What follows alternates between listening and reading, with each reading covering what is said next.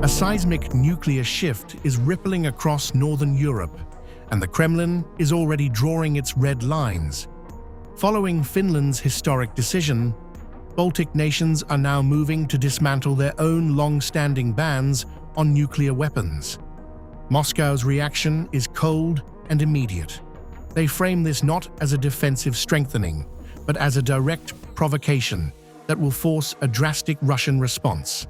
For the Kremlin, the regional map is being redrawn, and they are signaling that these borders will no longer be nuclear-free.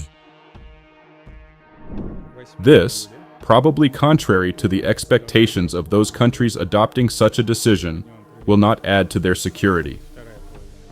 On the contrary, it will significantly increase the level of danger for them, because countermeasures will be taken with regard to such countries so that we can ensure our interests. Dmitry Peskov has made Moscow's posture explicit. Any encroachment of nuclear-capable infrastructure toward Russia's frontier will be met with immediate countermeasures. The Kremlin views the Baltic movement not as an isolated policy change, but as a deliberate attempt to keep up with Finland in a high-stakes race toward deeper NATO integration. The warning is unambiguous. Proximity to Russia's border now carries a heavy, escalating cost. We know that a similar decision has been made in Finland. Most likely, the Baltic states will try to keep up with Finland by adopting a similar decision.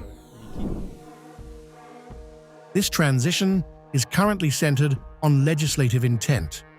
By scrubbing decades-old legal barriers from their constitutions, these nations are granting future administrations the flexibility to host NATO's nuclear assets. Moscow sees this as the thin end of the wedge, where legal changes today provide the operational foundation for strategic nuclear deployment tomorrow. Finland's pivot, clearing the path for the transit and potential storage of nuclear explosives, marks the definitive end of the post-Cold War security order. As President Alexander Stubb articulated at the Ankara summit, the alliance is evolving into NATO 3.0, a leaner, more robust structure where Europe is finally assuming the heavy lifting of its own defense. The target is no longer just 2% GDP. It is a massive 5% push to ensure Europe can stand as a self-reliant deterrent. Let's just look at the big picture. If someone would have told me 4 years ago that Finland and Sweden would join NATO, if someone would have told me 3 years ago that Ukraine is on top in the war of aggression against Ukraine, if someone would have told me 2 years ago that we're going to 5% of defense expenditure, and if someone would have told me last year that we are implementing NATO 3.0 here with big burden sharing and burden moving from the United States to Europe, I would not have believed it. The strategic landscape is now in flux. With NATO increasing its flexibility and Russia promising retaliation, the threshold for escalation has lowered.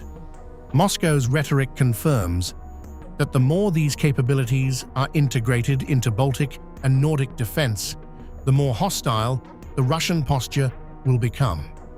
The era of the nuclear-free North is closing, and the age of high-stakes, direct deterrence has arrived.